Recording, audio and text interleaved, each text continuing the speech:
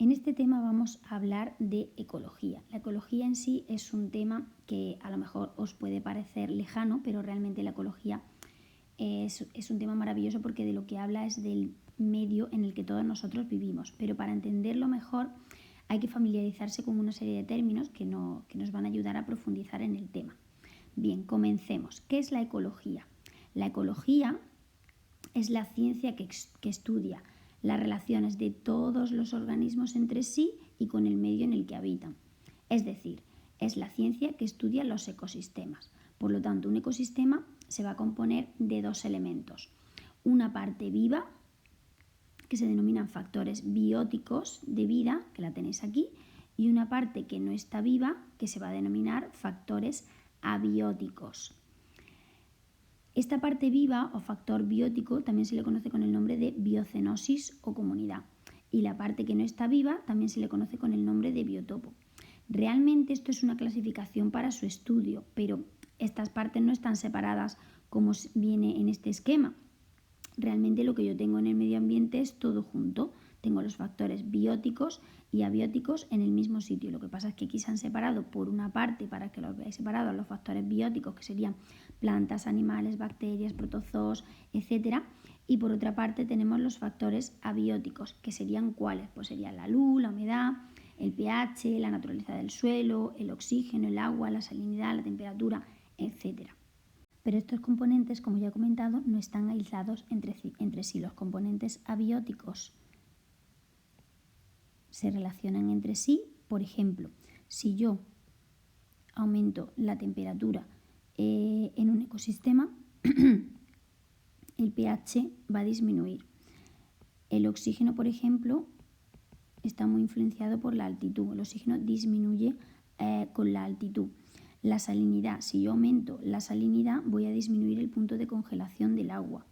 La cantidad de luz que nos llega, a medida que nos va llegando una determinada cantidad de luz, pues eso va a afectar en la evaporación del agua y por lo tanto va a afectar a la humedad. Es decir, están relacionados entre ellos. Y asimismo los componentes bióticos también tienen relaciones entre ellos. Es decir, una planta va a estar relacionada con los herbívoros con los carnívoros, todos cuando van a ser descompuestos en algún momento de sus vidas, etc.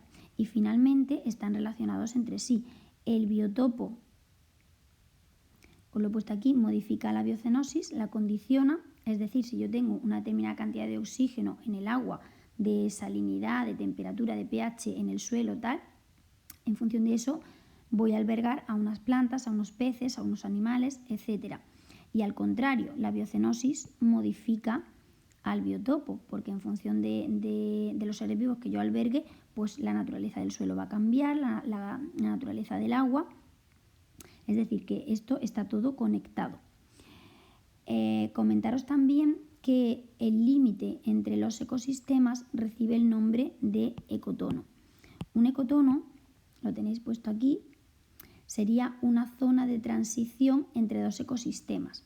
Hay que tener en cuenta que los ecosistemas no están aislados, siempre están interconectados unos con otros. Es decir, que yo tengo un ecosistema en un sitio y otro ecosistema en otro es para su estudio, pero realmente no hay una barrera que los separe, sino que están relacionados entre ellos. Entonces, los límites entre ecosistemas se denominan ecotonos, pero realmente no son límites estrictos, sino que son zonas de transición donde hay cambios más o menos bruscos en las características del biotopo de las comunidades que hace que ya se empiecen a diferenciar mucho uno de otro.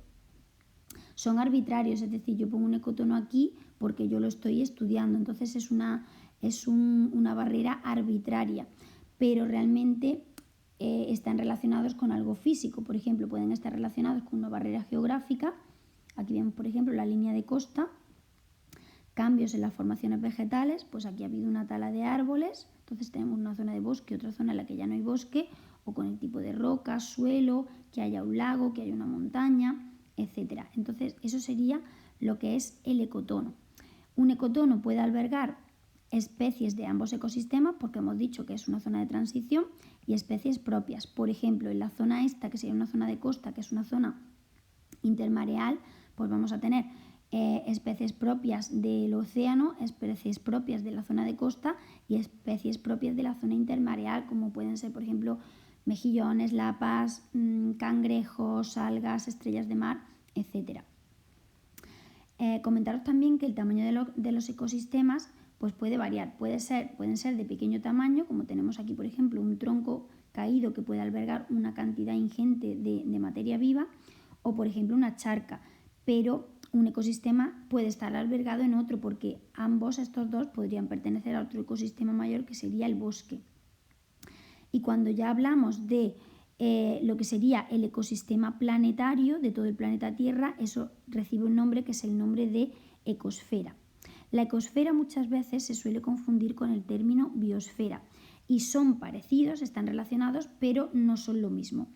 Ecosfera sería el conjunto de todos los ecosistemas de la Tierra, que para estudiarlo sería muy difícil, y entonces se van clasificando en un ecosistema, otro ecosistema para mejorar su estudio, pero sería como el ecosistema planetario. Y la biosfera sería la capa del planeta que alberga vida.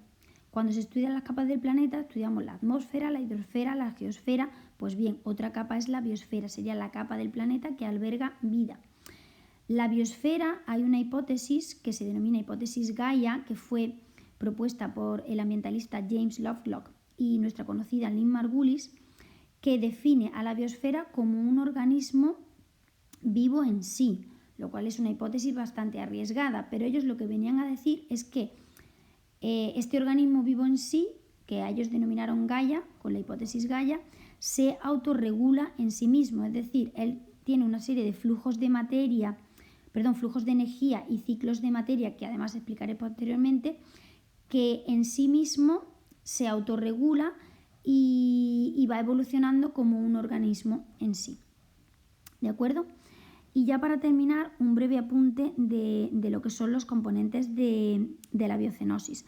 La biocenosis o comunidad tendría una serie de subcomponentes, que serían el individuo como individuo aislado y luego la población. Una población es un conjunto de individuos que pertenecen a la misma especie y están interconectadas reproductivamente. Para que estén conectadas reproductivamente, lo lógico es que vivan en un mismo sitio y en un mismo momento temporal. Eso es lo que sería una población. El conjunto de las poblaciones de un ecosistema se llama comunidad, que coincide en el nombre con biocenosis, y luego todo eso conformaría el ecosistema.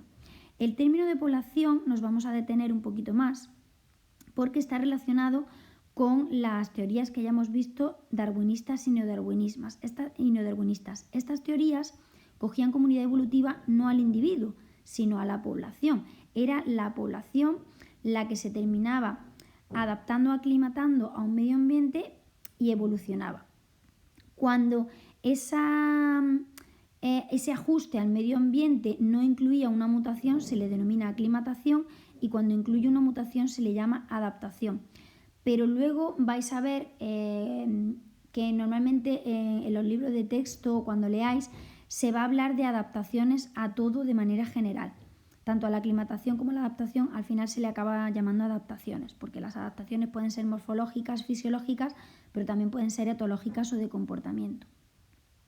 Y en una población pues se van a establecer relaciones que pueden ser positivas o negativas. Negativas, pues, por ejemplo, de competencia por los recursos, y reacciones positivas, pues, por ejemplo, pues porque se facilita la función de reproducción, porque se van a poder defender de depredadores, porque van a estar más protegidos frente al clima, etc. Pero esto lo vamos a ver más detenidamente en otro momento. Continuando con la clasificación de los ecosistemas, según la terminología, podríamos hablar de ecosistemas acuáticos, que pueden ser ecosistemas marinos, de agua salada, o bien ecosistemas de agua dulce, cada uno con sus características propias, y ecosistemas terrestres. En los ecosistemas terrestres podemos hablar de zonas influidas por el clima. Se clasificarían entre zonas: la zona fría, que es la que va desde las zonas polares hasta los círculos polares ártico en el hemisferio norte o antártico en el hemisferio sur; la zona templada, que va desde los círculos polares hasta los trópicos de Cáncer en el hemisferio norte o trópico de Capricornio en el hemisferio sur; y la zona cálida, que sería la zona ecuatorial, está comprendida entre el trópico de Cáncer y el trópico de Capricornio. Y luego ya, para terminar, hablaríamos de lo que son los biomas. Los biomas terrestres del mundo son zonas de la Tierra que comparten clima, vegetación y fauna parecida, que los tendréis aquí. Está el desierto, la taiga, la selva, estepas, bosque mediterráneo, sabana y tundra. Cada uno de ellos está relacionado también con un ecosistema acuático, ¿de acuerdo? Porque puede contener ecosistemas acuáticos. Continuando con la definición de conceptos, vamos a ver ahora lo que es el hábitat y el nicho ecológico, que son dos conceptos muy importantes, sobre todo el concepto de nicho ecológico, y que muchas veces se suelen confundir. Bien, el hábitat. El hábitat es el sitio físico donde vive una especie. Por ejemplo, este cangrejito de aquí vive aquí, en esta playa, pues ese sería su hábitat. Ahora bien, ese hábitat no es que solo él vaya a vivir ahí, ese hábitat lo puede compartir con otras especies que vivan en el mismo sitio. Otro ejemplo sería, por ejemplo, en el bosque mediterráneo. Pues en el bosque mediterráneo, el alcornoque, el águila real y el búho y el lobo van a compartir todos el mismo hábitat. Es decir, el hábitat no es exclusivo tuyo, sino que tú lo compartes. Ahora bien, tú puedes cambiar de hábitat. Por ejemplo, este cangrejito de aquí puede estar viviendo en la playa de la Malvarrosa en Valencia y terminar viviendo en otro momento de su vida en la playa de Bolonia en Cádiz. Por lo tanto, puede cambiar de hábitat, pero es el sitio donde una especie vive. Lo he relacionado aquí con el término biosfera porque el hábitat donde viven todos los seres vivos del planeta sería nuestra capa del planeta dedicada a eso, que sería la biosfera. El concepto de hábitat no hay que confundirlo con el concepto de nicho ecológico, que es un concepto mucho más amplio y mucho más complejo. El nicho ecológico no es solo donde vives, sino es también qué función tienes y lo que haces en ese sitio que vives. Por ejemplo, este cangrejito que vive en esta playa pone huevos de este tipo, es ovíparo, se come a este tipo de animales, me come a mí este depredador, no me gusta el frío, ayuda al crecimiento de este tipo de organismos, sale por la noche, tiene hábitos nocturnos, es decir, es la forma en la que la especie ocupa ese espacio, su modo de vida y la función que desempeña. Por lo tanto, es un concepto mucho más amplio. Hay que explicar dentro del concepto de nicho ecológico que en un mismo hábitat pueden vivir diferentes especies, que es lo que he explicado anteriormente, pero que un mismo nicho no se comparte. Es decir, dos especies distintas que estén en un mismo territorio o hábitat no pueden ocupar de manera simultánea el mismo nicho ecológico. Tienen que diferenciar en algún aspecto, porque si no una desplazaría a la otra. Por ejemplo, el águila real y el búho, pues bien, los dos van a alimentarse de roedores, pero el águila va a cazar de día y el búho va a cazar de noche, por lo tanto ya no están compartiendo nicho ecológico, aunque compartan el mismo hábitat. Y luego también explicar que el nicho de una especie puede cambiar. Por ejemplo, si yo soy oruga, me voy a alimentar de hojas, pero cuando me convierta en mariposa, pues me voy a alimentar del néctar de las plantas. O una persona, por ejemplo, que en un momento de su vida viva en España, pues come carne de vacuno, pero si luego se va a la India, pues allí no puede comer carne de vacuno y comerá otro tipo de carne. Continuamos explicando lo que son los niveles tróficos. La palabra trofos viene del griego que significa nutrición, por lo tanto, en cada nivel trófico vamos a englobar todos los seres vivos que se alimentan de la misma manera. En el primer nivel trófico nos vamos a encontrar a los productores, que son seres autótrofos, porque se fabrican su propio alimento. ¿Quiénes van a ser? Van a ser las algas, las cianobacterias, el fitoplancton, las plantas en general. A los productores se los van a comer los consumidores, por lo tanto ya no son autótrofos, son heterótrofos, se tienen que alimentar del alimento hecho por otros organismos, en este caso por los productores. Pueden ser consumidores primarios, los herbívoros, que son los que se comen a las plantas, consumidores secundarios, que serían los omnívoros, que se comen tanto a las plantas como a los herbívoros, consumidores terciarios, que son los que se comen a los consumidores secundarios. Y luego tendríamos los descomponedores o transformadores, que estos también son heterótrofos, estos no se fabrican su propio alimento. ¿Qué hacen los descomponedores o transformadores? Pues lo que hacen es que transforman cosas que a nosotros ya no nos hacen falta en otra vez materia inorgánica que va a poder ser utilizada por las plantas. Por ejemplo, las hojas secas que caen de los árboles, las mudas en el caso de las serpientes, por ejemplo, la piel que nosotros vamos renovando cada poco tiempo, pelos, heces, cadáveres, cuando todos estos organismos, consumidores de cualquier tipo, productores, mueren, pues todo eso no se puede ir acumulando y quedarse ahí, sino que todo eso se descompone a través de los descomponedores o transformadores que cierran el ciclo. ¿Por qué digo lo de cerrar el ciclo? Bien, los productores, que como he comentado son autótrofos, lo que hacen es lo siguiente. Los productores cogen el CO2 del aire, el agua y las sales minerales que vienen del suelo en el caso de un ecosistema terrestre o en el agua si estamos en un ecosistema acuático, que es materia inorgánica, y son capaces de transformarlo en materia orgánica. ¿Qué va a ser esa materia orgánica en las plantas? Esa materia orgánica en las plantas va a ser glucosa. Esa glucosa ya es alimento. Digamos que los productores son capaces de, prácticamente del aire, fabricar alimento. Son los más productivos de todos, por eso se llama productores. Fabrican esa glucosa y esa glucosa va a ser luego comida por los consumidores.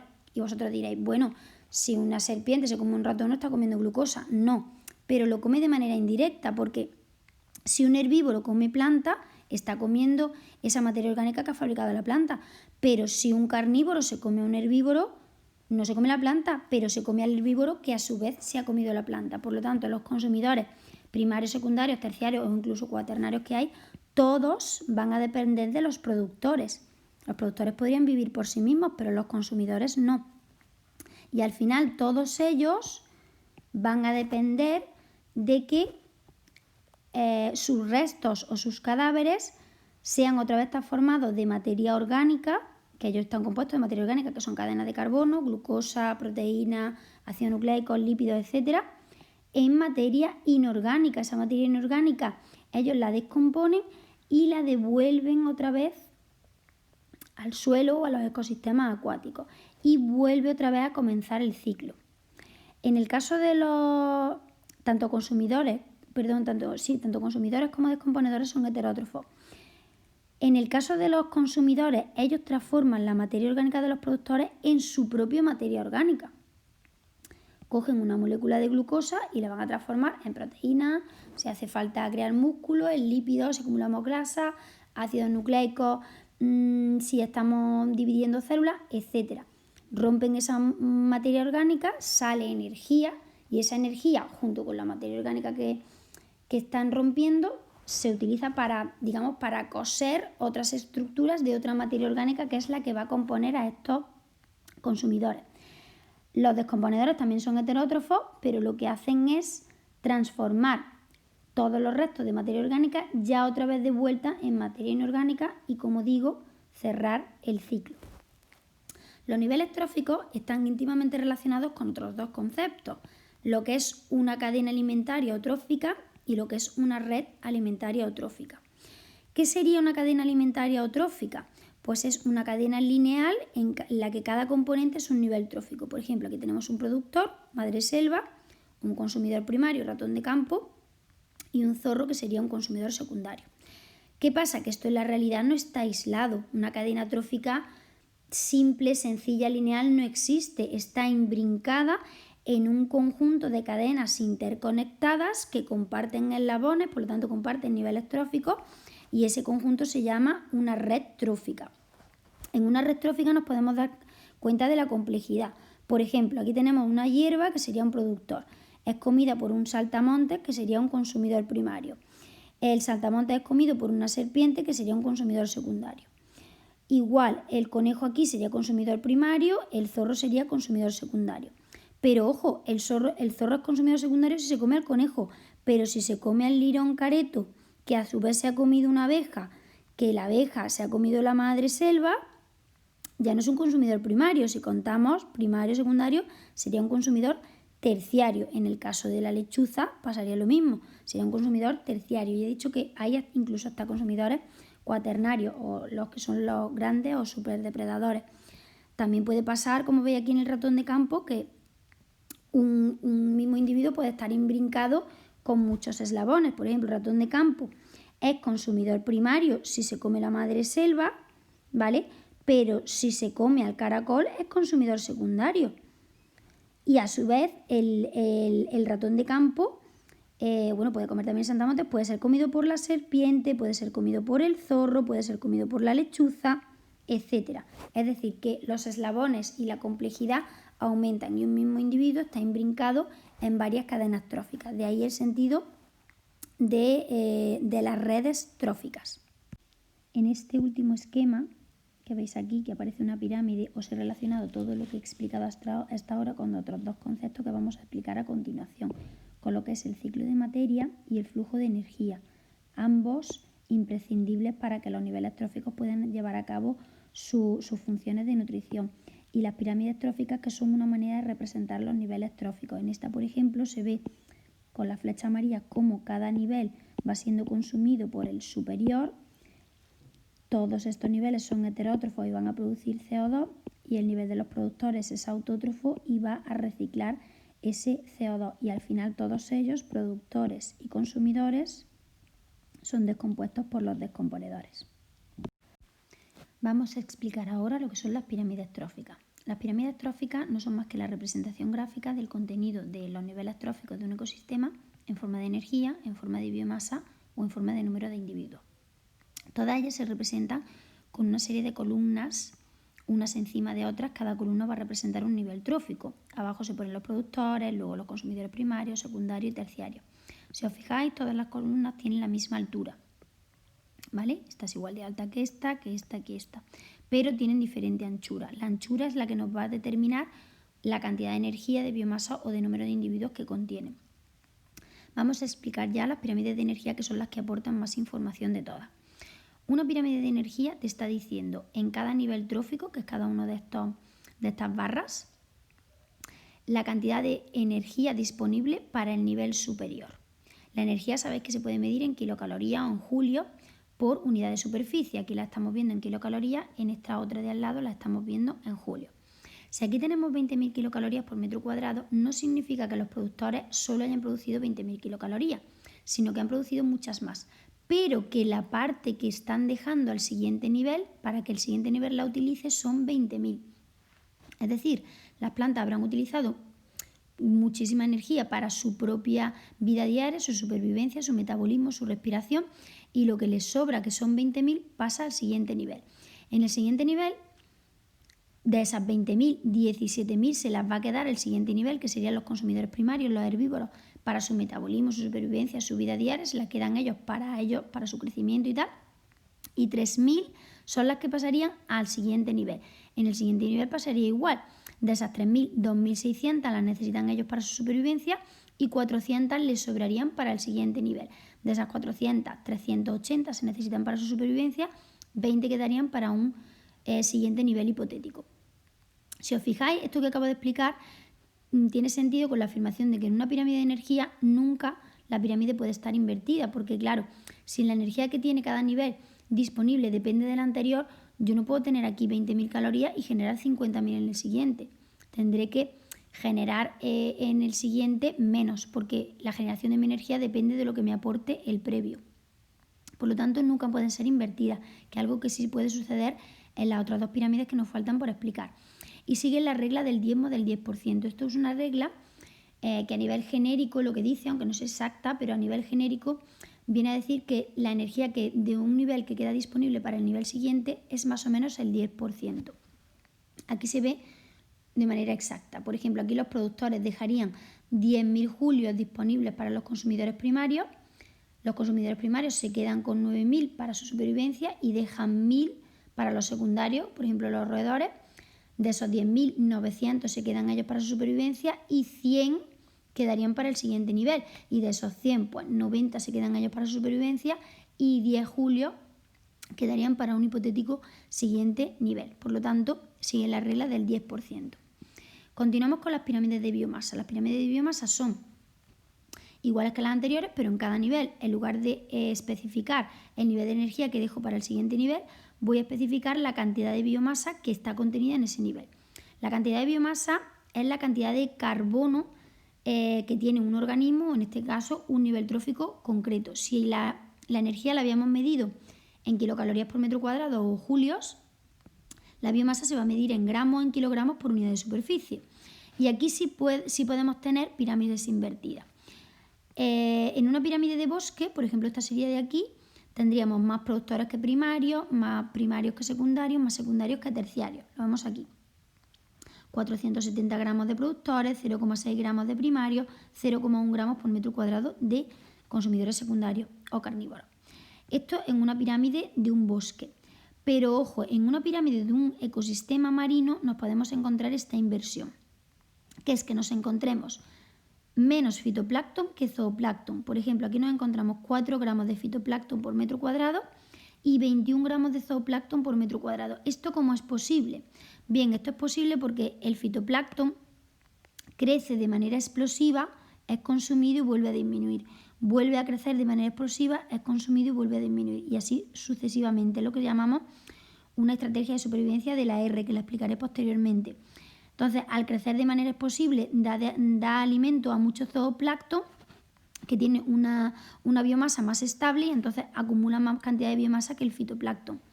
Y luego a partir del zooplancton, pues otra vez volvería a disminuir. Pero ya digo que esto es típico de los ecosistemas marinos. Vamos con las pirámides de números, que sería el último tipo. Las pirámides de números son las que aportan menos información. En ellas, en cada columna, lo que tenemos es simplemente el número de individuos que hay en esa columna. Por ejemplo, aquí tenemos 500.000 hierbas, pero yo no sé si esas 500.000 hierbas pesan 1.000 kilos o pesan 2.000 kilos. Que dan de comer a 500.000 roedores, no sé lo que pesan ni la energía que aportan, a 10.000 serpientes y a un águila. Pero estoy hablando solo de números, no sé nada de biomasa ni sé nada de energía. Pueden ser también invertidas.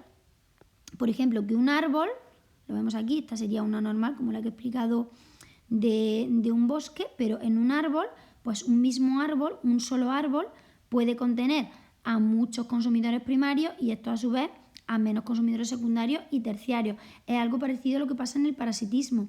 Yo puedo tener un perro, que es un individuo, que tenga 500 pulgas o una cabeza con pelo que tenga 1.000 piojos. Entonces eso sería una pirámide invertida.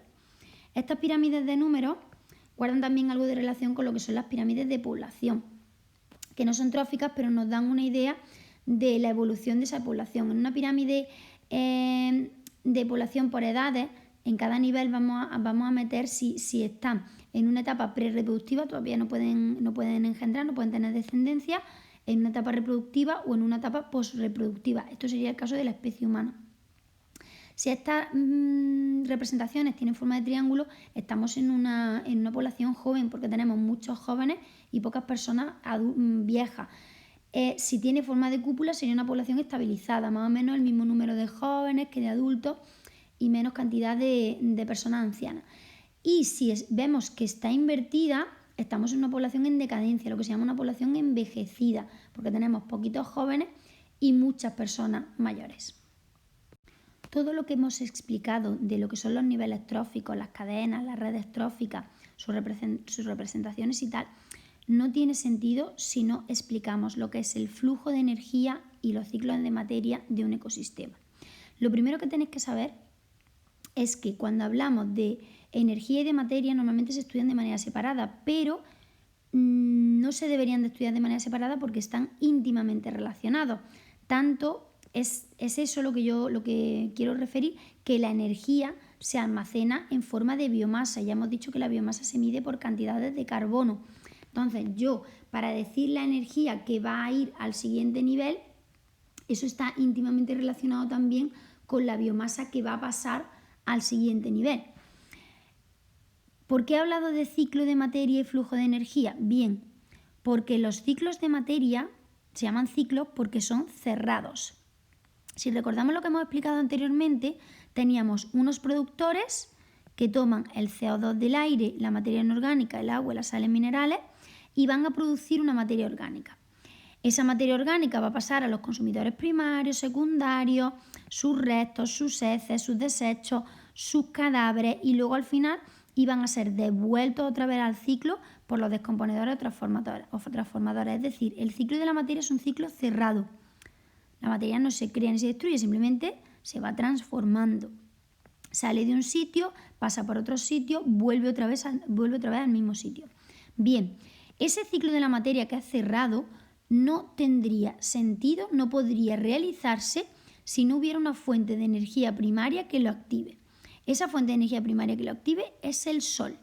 Ninguno de nosotros, de los que estamos aquí, podríamos sobrevivir si no tuviéramos esa fuente de energía primaria que es el Sol. Porque las plantas, todos los organismos fotosintéticos, algas, bacterias, plantas, no pueden hacer esa reacción química maravillosa que nos da de comer a todos, que es la fotosíntesis, sin la luz del Sol. Entonces, es la luz del Sol esa fuente de energía. Y aunque el ciclo de la materia sea un ciclo cerrado, la energía que nos llega del Sol nunca la devolvemos al Sol. La energía, sin embargo, se dice que es un flujo de energía. Yo lo he pintado aquí con una flecha, es lineal, nunca vuelve al Sol. Es cierto que tenemos energía para muchos años, el Sol está en la mitad de su vida y le quedan 4.500 millones de años y seguiremos teniendo energía durante muchos años. Pero la energía que viene del Sol no se devuelve, la consumimos y la seguiremos consumiendo, es lineal. Por lo tanto, el ciclo de la materia es cerrado, el flujo de energía solo tiene una dirección, no es cerrado. Para entender el flujo de energía en un ecosistema vamos a definir una serie de conceptos que son el concepto de productividad bruta, que lo tenéis aquí en amarillo, el de productividad neta, que está en gris, y el de respiración, que lo tenéis en azul clarito. ¿Qué es la productividad bruta? La productividad bruta es el total de energía que fluye por un nivel trófico en un espacio y tiempo determinados. Es decir, es toda la energía absorbida por las plantas, en el caso de los productores, todo lo comido por los consumidores o todo lo descompuesto por los descomponedores. Todo, absolutamente todo. La productividad neta va a ser esa productividad bruta menos la R. La R es la energía perdida. Normalmente se le dice que es respiración, pero puede ser energía perdida. Bueno, perdida, utilizada para la respiración, para el metabolismo, para producir calor, lo que se genera a través de los desechos, los cadáveres, todo lo que se necesita para realizar sus funciones vitales, etc. Es decir, que la productividad neta es la energía que va a quedar en cada nivel trófico para la producción de biomasa. ¿Por qué? Pues porque la energía se va a usar primero de todo para sobrevivir y solo cuando el organismo ha sobrevivido y puede realizar su metabolismo, si sobra energía, entonces se crece y se produce un aumento de biomasa. Veámoslo con números. Tenemos la energía solar, que es la fuente de energía primaria, que es la que aporta esa energía necesaria para la realización de la fotosíntesis. Estos productores han llegado a producir 1.000 kilogramos de hierba, pero eso no significa que haya llegado energía para 1.000 kilos, habrá llegado energía para muchísimo más, pero después de haberla utilizado para supervivencia, metabolismo, todo lo que hemos dicho anteriormente, la que le ha quedado para crecer son los 1.000 kilogramos de hierba. Por lo tanto, la productividad neta de los productores, lo tenéis aquí puesto, serían los 1.000 kilogramos de hierba. Esa productividad neta, que es la que pasa al siguiente nivel, se convierte en la productividad bruta del siguiente nivel. En el siguiente nivel, que serían los consumidores primarios, tenemos una productividad bruta de 1.000 kilos. Pero claro, como tenemos que sobrevivir, 900 lo vamos a utilizar para todo lo que he dicho anteriormente, metabolismo, supervivencia y tal, y solamente vamos a producir 100 kilogramos de grillos. Por lo tanto, la productividad neta de ellos serían 100 kilogramos de grillos. Esa productividad neta se convierte en la productividad bruta de los consumidores secundarios, que vuelven a tener que utilizar pues, de esos 100, 90 para su propia supervivencia y solo van a producir 10 kilogramos de ratón. Por lo tanto, su productividad neta serían esos 10 kilogramos de ratón y esa neta se convertiría en la productividad bruta de los terciarios. Esos terciarios van a utilizar 9 kilos para su supervivencia y solamente vamos a producir 1 kilogramo de serpiente, que sería la productividad neta de este último nivel. Obviamente al final todos los cadáveres, desechos y tal también van a los descomponedores, que a su vez también tienen su pérdida en forma de respiración. Como veis, esto sigue la regla del 10%, la regla del diezmo del 10%, que es que se supone o se presupone que de cada nivel solamente va quedando disponible para el nivel siguiente un 10%. Estos conceptos que yo he hablado de lo que es producción bruta y producción neta no tienen que ver con el concepto de productividad. La productividad es la producción neta partida por la biomasa por 100. Es un parámetro que nos habla de lo que es la eficacia o la rentabilidad de un nivel trófico. Vamos a verlo en un ejemplo sencillo. Imaginaros que tenemos un nivel trófico con una producción bruta de 6 gramos por metro cuadrado al día y tiene una biomasa de 3 kilogramos por metro cuadrado y pierde por respiración pues 4 gramos por metro cuadrado al día. La producción neta sería la producción bruta, que serían 6, menos lo que se pierde en respiración, con lo cual tendríamos una producción neta de 2 gramos por metro cuadrado y por día. Pero la productividad sería esa producción neta, que serían los 2, partido por la biomasa. Como la biomasa está en kilos, habría que pasarlo a gramos. 2 entre 3.000 por 100 sale una productividad de 0,06%. ¿Esto qué nos indica? Pues la rentabilidad de este ecosistema. Si esa misma cantidad de producción neta, en vez de producirlo 3 kilos de biomasa, lo hubieran producido muchos más kilos de biomasa, la rentabilidad bajaría. Y si lo hubieran producido menos kilos de biomasa, la rentabilidad o productividad subiría. Como hemos comentado que el ciclo de la materia es un ciclo cerrado y la materia va a estar formada por elementos químicos, los elementos químicos de la materia también van a tener unos ciclos cerrados. En el caso de la materia orgánica estamos hablando de bioelementos porque son elementos que forman parte de la materia viva y sus ciclos se denominan biogeoquímicos. ¿Por qué se llaman biogeoquímicos? Porque en esos ciclos van a estar implicados tanto la materia viva, lo que es la biocenosis, como la materia no viva del ecosistema, lo que sería el biotopo. Es, digamos, el recorrido y transformación que va sufriendo cada uno de esos elementos desde que sale hasta que vuelve otra vez al ciclo. Los principales bioelementos o ciclos biogeoquímicos serían los del carbono, los del fósforo, los del azufre, los del nitrógeno, el ciclo del oxígeno y el ciclo del hidrógeno. Esos serían los principales. Vamos ya a explicar lo que es la dinámica de poblaciones. He mencionado anteriormente que una población era el conjunto de individuos de una misma especie que estaban en un mismo sitio, en un mismo tiempo cronológico y que eran capaces de reproducirse entre sí, produciendo una descendencia fértil. Bien, pues el número de individuos que forman esa población no va a ser algo constante, sino es algo que va a variar a lo largo del tiempo en función de diferentes factores. Por ejemplo, aquí os he puesto en amarillo los factores que sumarían individuos a esa población, pues el número de nacimientos y las inmigraciones. ¿Qué restaría individuos a esa población? Pues el número de muertes, por ejemplo, y las emigraciones. Vamos a definir ahora dos situaciones. Una situación irreal, que la tenéis aquí, en la curva en J, crecimiento exponencial, o una situación más real, que sería la curva en S. ¿Qué ocurriría en una situación ideal hipotética en la que no existiera ningún tipo de límites de recursos? Pues bien, que una población iría creciendo de manera exponencial. Al principio sería un poquito más lento para luego aumentar de forma progresiva muy rápidamente. Eso es lo que se llama un crecimiento exponencial o una curva en forma de J. Obviamente esto ocurriría, como he mencionado, en condiciones de recursos, espacios ilimitados. Es una situación irreal porque esto nunca va a ocurrir, nunca vamos a tener una cantidad de recursos ilimitados para poder crecer de manera exponencial. ¿Qué ocurre de manera real? Pues de manera real lo que ocurre es una curva en S. Una curva que en un principio vamos a tener lo que se llama un periodo de asentamiento, va a ir más despacito. Luego tenemos una fase 2 en la que tenemos un crecimiento exponencial y luego tenemos una fase 3 en la que ya no se puede crecer más porque estamos limitados por esta línea verde que se llama la capacidad de carga. La capacidad de carga es el número máximo de individuos de la población que pueden sobrevivir en ese ecosistema. ¿De qué va a depender la capacidad de carga?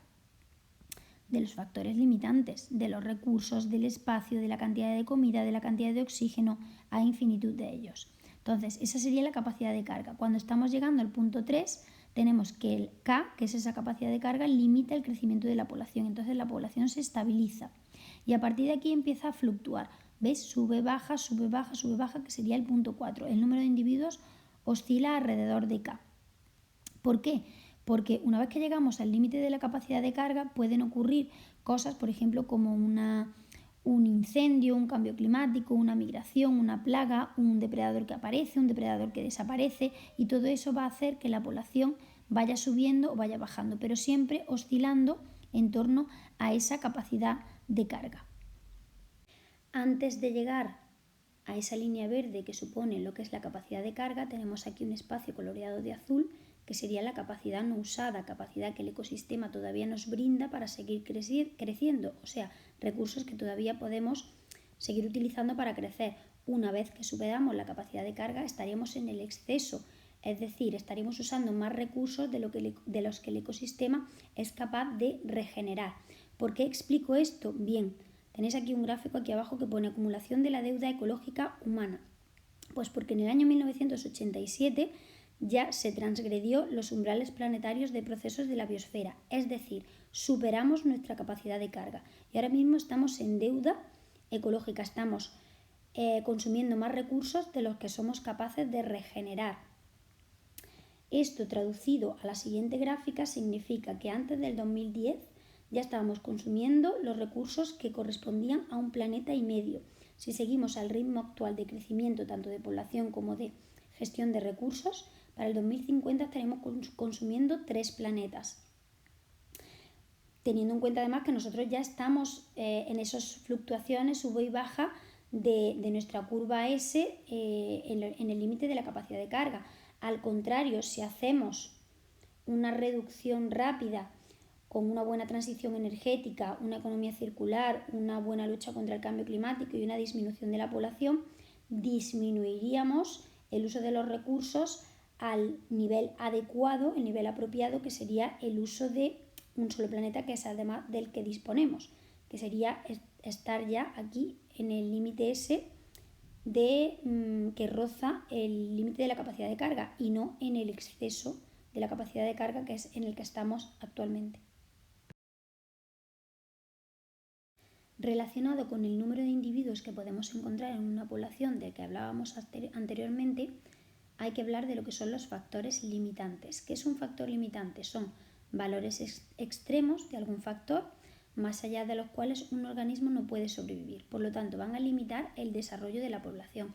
Puede ser cantidad de luz, cantidad de comida, número de depredadores, salinidad, pH, etc. Pueden ser muchos factores limitantes.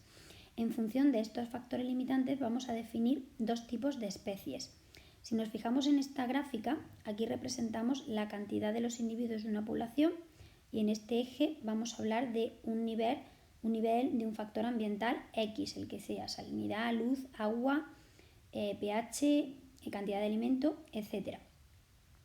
Nos podemos encontrar 2 tipos de especies. Unas especies que siguen esta curva azul, es decir, que van a tener una zona óptima de mayor abundancia de organismos, que es la zona central, y luego no van a poder soportar condiciones desfavorables ni de mínimos ni de máximos. Esas especies se van a llamar especies estenoicas. Van a ser especies, lo tenéis aquí escrito, muy exigentes en cuanto a un factor determinado. Una especie puede ser estenoica para la humedad y a lo mejor no serlo para la cantidad de luz, pero para el factor que se está estudiando, esta especie en concreto sería una especie muy exigente. Se van a desarrollar solamente bajo unas condiciones óptimas y en esas condiciones óptimas van a alcanzar un número elevado de individuos, pero solo en esas condiciones óptimas. Y luego se dice que suelen ser R-estrategas, es decir, individuos con un potencial biótico elevado que tienen muchas crías que no reciben cuidados. Los R-estrategas, os lo he pintado aquí en esta otra gráfica, son individuos que crecen rápido y luego decrecen rápido, pues porque tengan un consumidor, por ejemplo. Crecen muy rápido, desaparecen, vuelven otra vez a crecer, por lo tanto siguen una curva que sube y baja en lo que se refiere al crecimiento. Y por último, las especies estenoicas son especialistas, están especializadas en un medio ambiente determinado y concreto. Al contrario, la gráfica de color rojo va a representar a especies eurioicas. Las especies eurioicas son especies que, como veis, van a ser bastante menos exigentes a condiciones desfavorables porque van a crecer tanto en condiciones de mínimos, de medios como de máximos. Por lo tanto, son poco exigentes. No van a alcanzar un número de individuos tan alto como las estenoicas, pero es un número de individuos más estable. Son K estrategas, individuos con una tasa de natalidad baja que le proporciona a sus crías unos cuidados hasta alcanzar la edad adulta. Esta gráfica de color rojo se corresponde en esta otra gráfica con esta. Son individuos que tienen una tasa de natalidad baja, pero cuando tienen crías las cuidan durante mucho tiempo y luego son mucho más estables que las R estrategas. Y son generalistas porque son capaces de vivir en ambientes más genéricos, no tan especializados. Algunos ejemplos de especies estenoicas o estrategas de la R serían, por ejemplo, las algas que os he comentado anteriormente en una infografía anterior, o por ejemplo esta chinche, el pino insigne, la lisa, que es un pez, o por ejemplo lo que son las mariposas. Tenéis aquí otro ejemplo. Ejemplos de especies eurioicas, más estables, más generalistas, que cuidan más a sus crías, aunque tengan menos número de crías, pues por ejemplo el puma chileno, el keule, la ballena jorobada o por ejemplo la libélula. Otras características que definen a las especies de estrategas de la K y estrategas de la R son las siguientes. Por ejemplo, los estrategas de la K, como hemos mencionado, tienen una baja tasa reproductiva, tienen pocas crías, pero luego van a tener muchos cuidados paternos. Nosotros, por ejemplo, seríamos de este tipo. Tenemos pocos hijos, pero luego los cuidamos durante mucho tiempo. Los estrategas de la R no, tienen muchos hijos, pero prácticamente no tienen cuidados paternos, como por ejemplo el alga que os comenté anteriormente. Las dimensiones corporales, pues los estrategas de la K suelen ser grandes, los estrategas de la R suelen ser organismos chiquititos, bacterias, algas, esta chinche que os he comentado, ese pino, son organismos más pequeños. El tiempo generacional que hay en las estrategas de la K es prolongado. Yo tardo mucho en generar a mis crías. Sin embargo, los de la R tienen un tiempo generacional corto. Crecen rápido, se mueren, crecen rápido, se mueren, crecen rápido, se mueren. Y así sucesivamente. Los estrategas de la K, al ser más generalistas, pues tienen un hábitat más estable. Los de la R, al ser más especialistas, pues tienen un hábitat más inestable. Las tasas de mortalidad en las estrategas de la K son bajas. Alcanzan aquí su estatus, ¿vale? Y se mantienen estables. Sin embargo, las tasas de mortalidad en los de la R, pues como hemos visto aquí, son altas. Los estrategas de la K van a tener poca migración. ¿Por qué? Pues porque son más estables. Los estrategas de la R van a tener más migraciones, pues porque son más inestables. Los mecanismos defensivos en las estrategias de la K están más desarrollados porque viven más tiempo, y a los de la R no están desarrollados pues porque viven muy poquito tiempo y prácticamente no los necesitan. En los estrategas de la K va a haber una competencia interespecífica entre especies, porque al estar estabilizados en un medio ambiente durante mucho tiempo van a tener que competir con otras especies. Sin embargo, los de la R compiten con ellos mismos. Ellos mismos compiten por sacar el mayor número de crías en el menor tiempo posible. Por tanto, tienen una competencia intraespecífica. El número de crías, ya repetimos, en las estrategas de la K sería pequeño, tienen pocos hijos y los cuidan muchos, y los estrategas de la R pues tienen muchos hijos y prácticamente no los cuidan. Y los estrategas de la K pues tienen una reproducción tardía, como veis aquí, tardan mucho en reproducirse. Sin embargo, los estrategas de la R se reproducen muy rápido, aunque luego desaparezcan. Esta tabla, lo suyo es comprenderla, porque cada estratega tiene su lógica, el por qué tiene un tiempo generacional prolongado o breve, relacionado con el modo de vida, el nicho ecológico que desempeña en el ecosistema. Relacionado con los estrategas de la K y los estrategas de la R, y por lo tanto con las especies eurioicas y estenoicas, tenemos lo que se denomina las curvas de supervivencia. Aquí tenemos tres curvas, una curva de color rojo, otra curva de color verde y otra curva de color azul. Veamos lo que sucede en cada una de esas curvas. Esta es la edad de los individuos de los que estamos hablando y aquí es el número de supervivientes. En la curva de color rojo tenemos que no hay prácticamente tasa de mortalidad en las primeras etapas de ese individuo hasta que se alcanza una edad alta en cuyo momento la mortalidad empieza a aumentar o la supervivencia a disminuir. Es decir, que los individuos mueren cuando alcanzan unas edades avanzadas. Esto es típico de los estrategas de la K, como es por ejemplo la especie humana. Lo contrario sería la línea verde. En la línea verde yo tengo que sería correspondiente a los estrategas de la R. Tenemos que tienen una alta tasa de muertes o baja tasa de supervivencia en los primeros estadios, es decir, que mueren mucho en las épocas más juveniles, y luego los que llegan a edades más avanzadas ya alcanzan una estabilidad y una alta supervivencia porque mueren muy pocos. Esto es típico de algunas plantas, como serían los estrategas de la R. Y luego tenemos la línea de color azul, en la que vemos que la tasa de supervivencia o índice de mortalidad es el mismo a cualquier edad. Es decir, van a morir el mismo número de individuos cuando son huevos que cuando son pollitos, que cuando son adultos, como es el caso, por ejemplo, del águila, que no se corresponde ni a los estrategas de la K ni a los estrategas de la R característicos. Y para concluir vamos a hablar de lo que es la evolución de los ecosistemas. Desde un principio hemos mencionado que un ecosistema no es algo estático, sino que es algo dinámico que va cambiando a lo largo del tiempo a medida que van cambiando también sus factores, tanto bióticos como abióticos. Bien, todos esos cambios que ocurren en un ecosistema a lo largo del tiempo reciben el nombre de sucesión.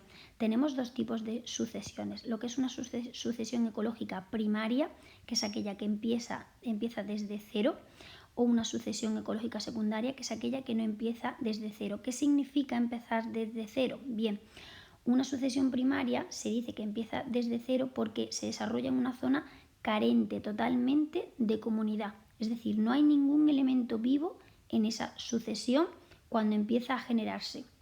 Es decir, el biotopo es virgen, no ha sido ocupado previamente por ningún otro tipo de comunidad. ¿Eso dónde puede ocurrir? Pues puede ocurrir, por ejemplo, en una duna, en islas nuevas, que pueden ser islas volcánicas, en el desierto, etc. ¿Cómo sucede una sucesión ecológica primaria? Bien, en la sucesión ecológica primaria es lenta, va a ser un proceso gradual en el que unas especies van a ser sustituidas por otras en una misma área geográfica. ¿Cómo sucede eso? Pues bien, pasamos de un terreno sin poblar a que empiecen a aparecer las primeras especies. Las primeras especies van a ser estrategas de la R, que si recordamos son aquellos que tienen un crecimiento en J exponencial. He puesto aquí, por ejemplo, tonto el último, porque es verdad, porque los estrategas de la R, acordaros en el esquema azul, crecen muy rápido y si no creces y te multiplicas te vas a morir igualmente. Entonces son crecer rápido, desaparecer y así sucesivamente. Pero aunque sean estrategas de la R y tengan un crecimiento exponencial para luego desaparecer, ya han ido transformando el biotopo poquito a poco en un lugar más habitable, ya lo han colonizado por primera vez. Esa pequeña transformación del biotopo en un lugar más habitable va a permitir que aparezcan las primeras especies más estables, que como sabéis son estrategas de la K, que ya no tienen un crecimiento en J, tienen un crecimiento en S, que cuando lleguen a su capacidad de carga ya van a estar ahí más tiempo y se van a estabilizar, por lo tanto se mantienen más en el tiempo. Poco a poco esas estrategas de la K van a diferenciar los distintos niveles tróficos y van a ir siendo sustituidas unas especies por otras de mayor tamaño. Al ser de mayor tamaño vamos a estar aumentando la biomasa del ecosistema. También vamos a permitir que aparezcan más especies, por lo tanto vamos a aumentar la biodiversidad. Al aumentar la biodiversidad vamos a aumentar la complejidad porque ya habrá cada vez más cadenas tróficas y la red trófica será cada vez más complicada. Y todo esto además va a permitir una mayor adaptación de los elementos al ambiente. Van a estar más asentados, son más estables y esa mayor capacidad de adaptación les va a permitir una mayor resistencia a los cambios que se puedan producir en el ecosistema. Es decir, que va a haber cada vez mejores mecanismos de autorregulación que le van a hacer resistentes a las perturbaciones.